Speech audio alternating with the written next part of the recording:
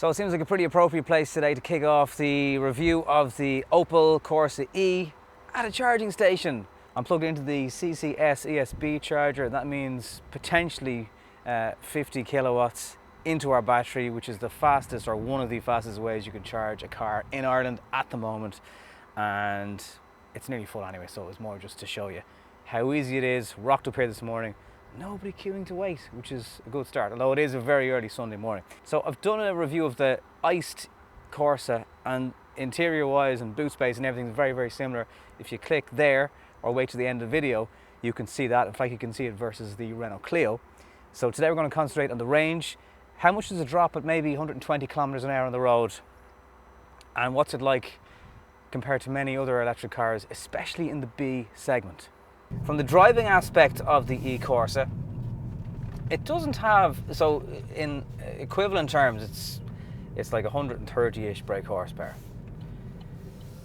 And when you floor it, which I'm doing now, you have probably noticed my head wasn't stuck to the back of the seat, and that does happen in a lot of electric cars, including something like the Nissan Leaf, but it doesn't happen in the e-Corsa. And it's probably not the sole reason you buy an electric car, but it's like as if they have just dialed it back a bit.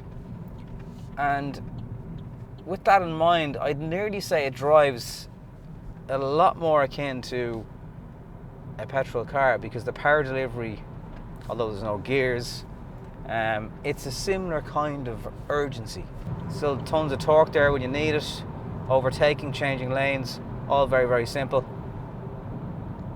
It's just a bit more sedate, I suppose, than I expected in its power delivery.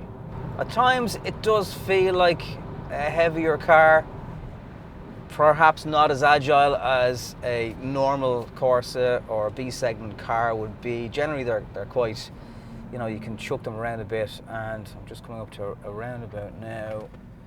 Blind corner, here we go with the power indicator on. Taxi driver pulls out in front of you, but welcome to Ireland. That's just how we work here, isn't it? It does feel a little bit heavier than you might expect in a car of this size. The other thing I find, and it's been a little bit unnerving during the week driving this, you really have to, the brakes are strange. You have to give them a lot of push to get a bite. There's a lot of give on the initial pressing of the brake pedal.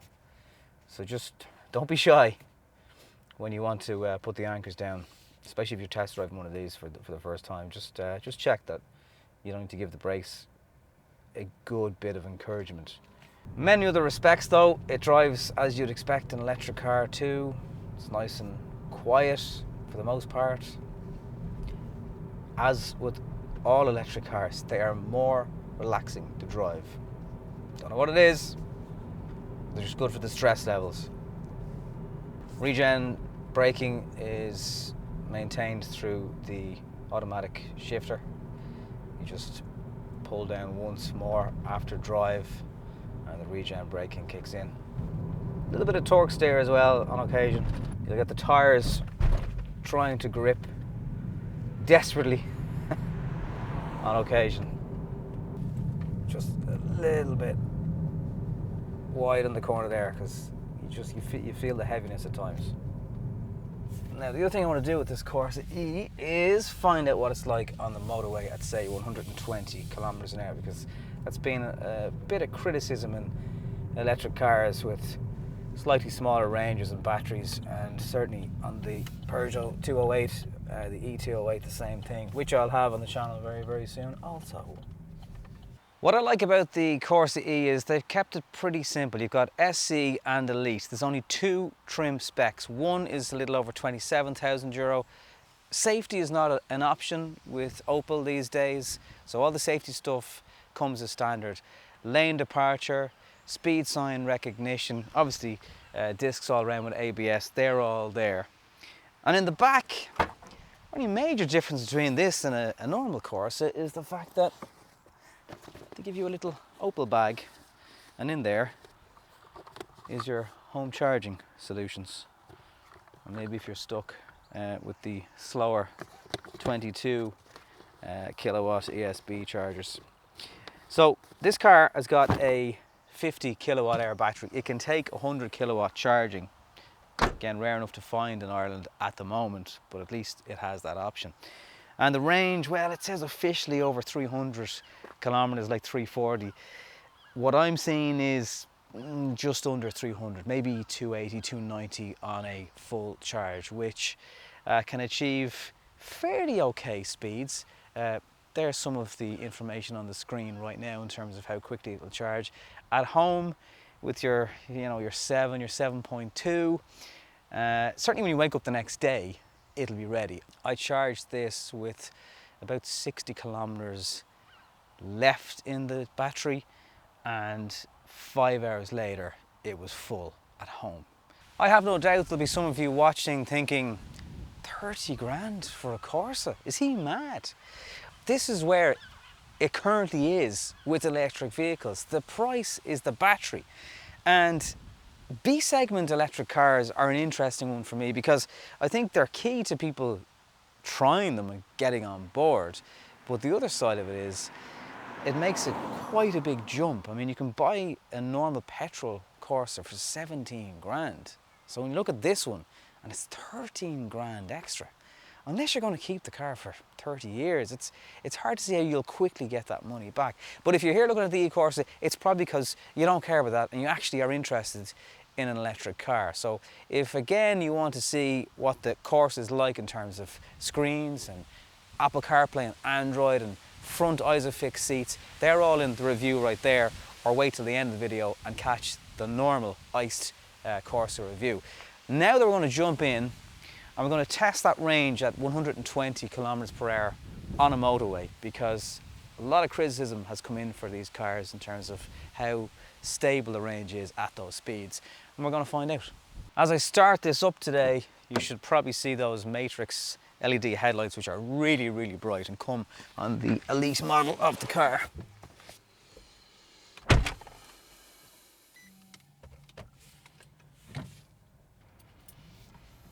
So people ask a lot of questions about electric cars. They ask my opinion, they ask me, what about range anxiety? It is a thing that just, for some people, won't go away. And I'm just conscious that with this being a B segment vehicle, there may be some people a little bit apprehensive about the size of the battery, the range. Like I'm showing 200 kilometers now on the range. Having said that, when I collected this car from Opel on a Monday, I didn't need to touch the charge until Friday, and even then I had like 60 kilometers left. It was more just to have it ready for the weekend, and I estimated that charge at home to get from 60 kilometers to go bit over 200, it was about 240, would have cost about €5. So compare that to fuel terms, and it kind of starts to tip the scales, or well, try and tip the scales compared to the €17,000 price tag of a petrol version of the car. So I'm just heading for the M1 here now.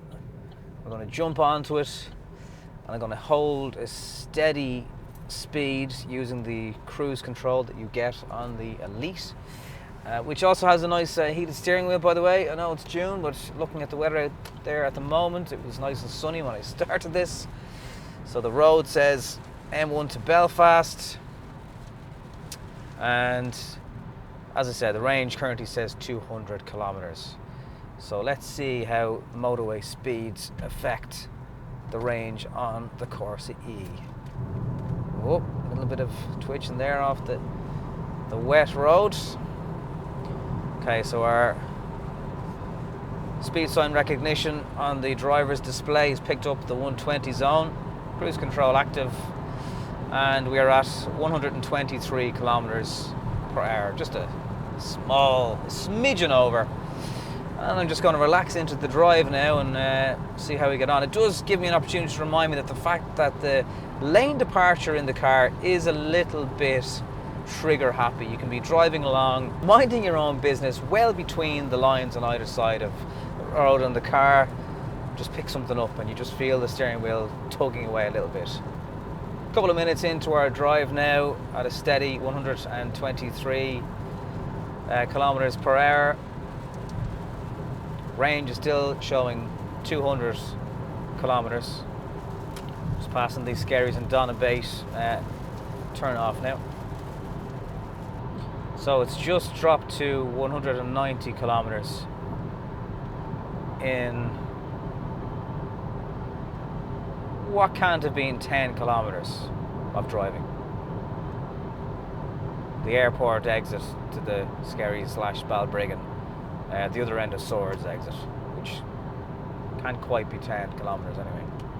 So about 5 minutes into the journey now, I'm just passing exit 5 off the M1, which I can use the nav on the car to tell you. Airport is 17 kilometers away. When I left there, the range said 200 kilometers, and the display now is showing 160 kilometers on the range on the Corsa-E. So 17 is nearly a 50% discrepancy there.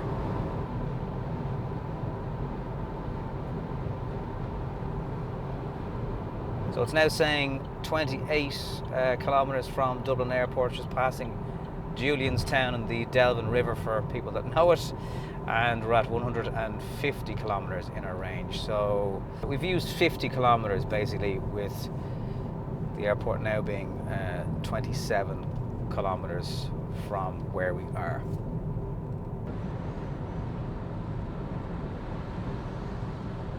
Just past the sign now that says 25 kilometers to Dublin Airport. We're at 150 kilometers. Let's see what it's like when we get there.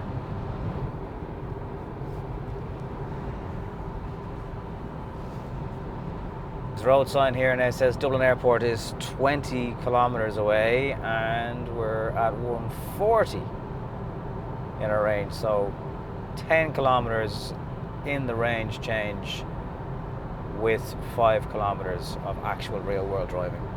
As the rain pelts down here in, well, just outside Dublin, I suppose. Irish summers. Absolutely amazing. Look at this.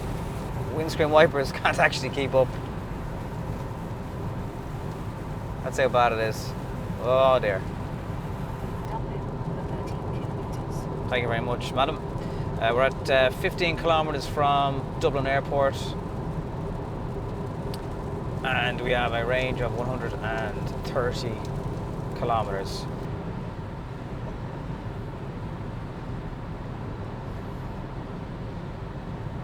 We're now 4 kilometers out from Dublin Airport, just crossing the Malahide estuary here, and we're at a 120 kilometer range. I would imagine by the time we reach the airport, we'll have either 100 or 110 kilometers left in the battery at these current speeds, and that would indicate that a 50 kilometer round trip, which is what I've done now in the car, has used 100 kilometers of battery.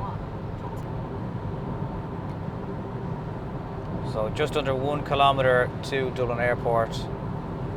Round trip of about 50 kilometers. It's used 90 kilometers of range, and I suppose there's no major surprises there. It's just a case of you have to take the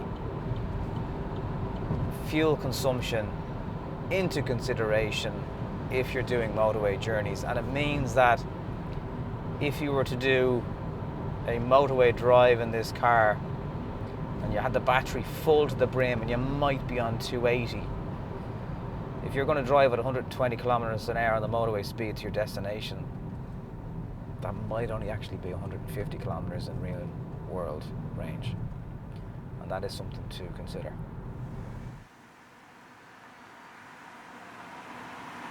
So here I am back where I started. I'm obviously going to get some of that charge back into the car after using it, and we're at 69% of battery. So how long will it take us to get to 100% of battery using the 50 kilowatt charger? As you can see, the Corsa is saying it's going to take an hour to get to 100%, and that's using the CCS charging, which is now up to 72% after 5 minutes, and just still doesn't feel like we're pulling enough power. You'll definitely benefit from that 100 kilowatt charging.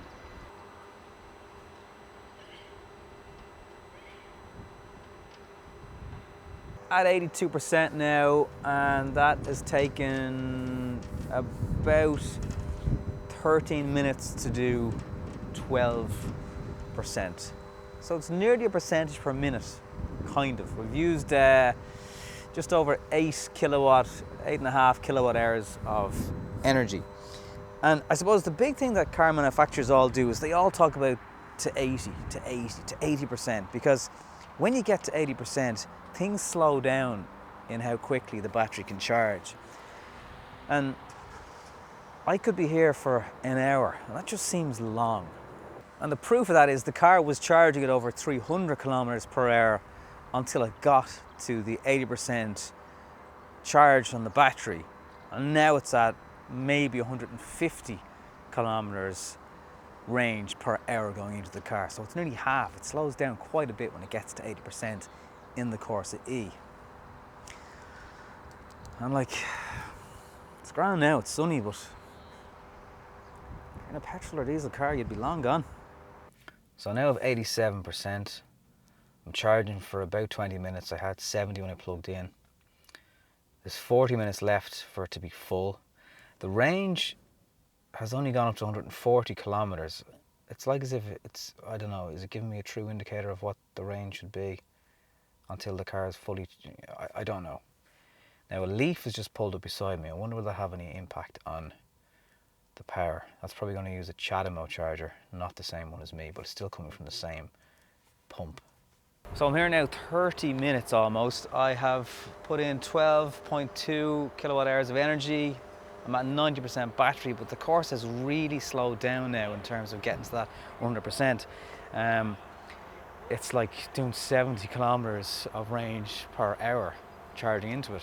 The fact that the Corsa-E can do 100 kilowatt charging is a big selling point. The fact that there's so few of them in Ireland is not a big selling point. And if it's a car that you're going to use for longer ranges, motorway drives, you've got that range to consider, and you'd actually probably be better off charging more often. But that's not that easy in Ireland, because heading to Belfast there mightn't be that many fast chargers along the way. So it's not all the Corsa's fault. It can take faster chargers. We don't have them in Ireland.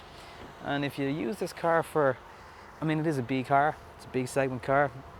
City driving is probably where it's going to be anyway. But for anything else than that, I'm not sure it's quite the car for you. So I've gotten 20% in half an hour basically, using fast charging. And crucially, a lot of that has been above 80%. For me, I think for a lot of people, that's just not enough.